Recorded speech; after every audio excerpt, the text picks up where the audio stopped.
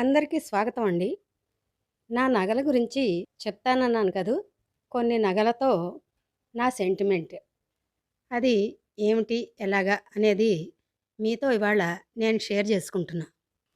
ఇదేదో నా నగల ప్రదర్శనకో, లేకపోతే నేను కొనుక్కున్నాను మీరు కొనుక్కోండి, ఈ రకంగా చేసి కొనుక్కోండి, ఆ రకంగా చేసి కొనుక్కోండి అని నేను సలహా చెప్పబోవడం లేదండి. చెప్పానుగా, ఈ నగలతో నా సెంటిమెంట్ ముడిపడి ఉంది. అందుకని చెప్పడం అంతే. ఇంకా ఎక్కువ మాటలు లేవండి. వీడియోలోకెడదామా?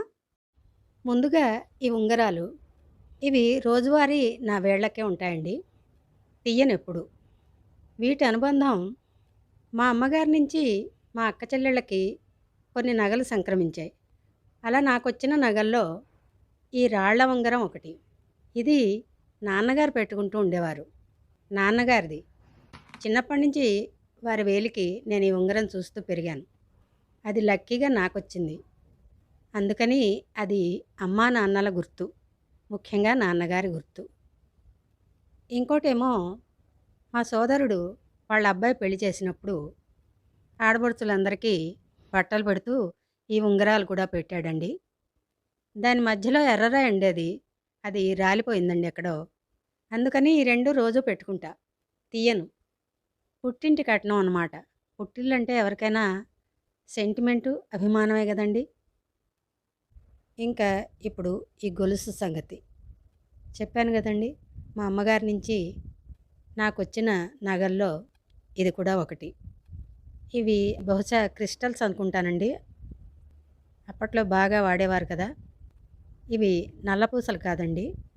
మా అమ్మగారు పాపం ఇష్టంగా ముదురు వైలెట్ కలర్ క్రిస్టల్స్ కొనుక్కుని ఇగో ఇలా చేయించుకున్నారు. అది నాకొచ్చిందనమాట. ఇది అమ్మ గుర్తుగా ఎప్పుడూ నా మెడలోనే ఉంటుంది. ఉంగరం నాన్నగారి గుర్తు, ఈ గొలుసు అమ్మ గుర్తు. ఇంకా గాజుల విషయానికొస్తే చిన్ననాట పెళ్ళికి పెట్టిన గాజులు. పెళ్ళప్పుడు కనీసం చిన్న మెత్తు బంగారం అయినా సరే పెట్టి కన్యధార పొయ్యాలి అనేవారట పూర్వం. అంటే పూర్వం అందరికీ బంగారాలు పెట్టేంత స్తోమత ఉండేది కాదు కదండి. అలా పెట్టలేనప్పుడు మించిపోయింది ఏం లేదు. కానీ వెసులుబాటు ఉన్నవాళ్ళు, మధ్యతరగతి కుటుంబాలు ఉండేవి కదా, అవి సామాన్యంగా ఉండేవి. అప్పుడు చెప్పిన మాట అయి ఉంటుంది, కనీసం ఒక చిన్న మెత్తు బంగారం అయినా పెట్టి కన్యధార పొయ్యాలి, పోస్తే మంచిది అని పూర్వం అనేవారు. అలా మా పెళ్ళిళ్ళప్పుడు చేయించిన నగల్లో ముఖ్యమైనవి గాజులు. అప్పుడు మిరియం కటింగ్ అని వచ్చేవి. అవి మా అందరికీ చేయించారు, అక్క చెల్లెళ్ళకి. ఇప్పుడు ఆ మిరియం కటింగ్ కూడా మేం పెట్టుకున్న మిరియం కటింగ్ కాదండి, రూపాంతరం చెందింది. ఆ మిరియం కటింగ్ గాజులు పెళ్ళికి పెట్టినప్పుడు అప్పుడు చిన్నగా, సన్నగా, నాజుగ్గా ఉన్న చేతులు కదా.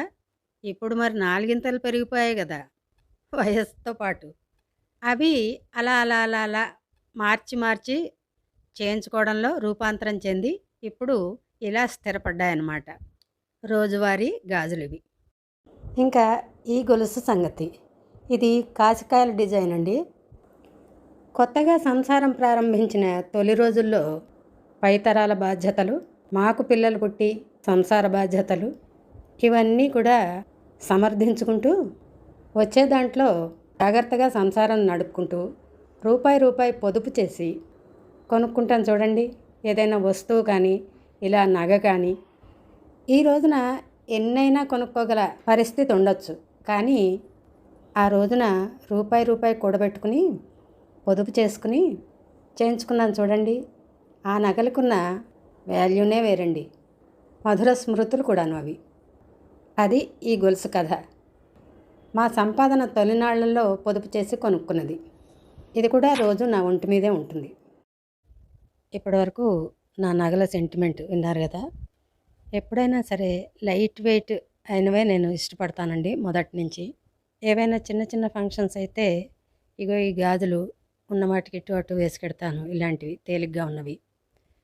తర్వాత ఇగో ఇలాంటి గొలుసులు సింపుల్గా ఉండేవి వేసుకుంటాను ఎక్కువ శాతం. ఎందుకంటే ఒకప్పుడు హెవీగా వేసుకోవాలంటే మోట్ అనేవాళ్ళు. ఇప్పుడేమో ఎంత హెవీగా పెద్ద పెద్ద హారాలు ఉంటే అంత ఫ్యాషన్ అయింది. కాలానుగుణ్యంగా మారక తప్పకపోయినా ఎక్కువగా ఇలాంటి తేలికపాటివే నేను ఇష్టపడతానండి. ఇది నా నగల సెంటిమెంట్. చిన్న చిన్న ఫంక్షన్స్ అయితే ఇలాంటి తేలికపాటివి వేసుకుంటాను. సరే, ఈ పుస్తెలతాడు ఎప్పుడూ తీయం గదా! అప్పట్లో అత్తవారు పెట్టిన ఒంటిపేట పుస్తెలతాడు బుట్టల గొలుసు.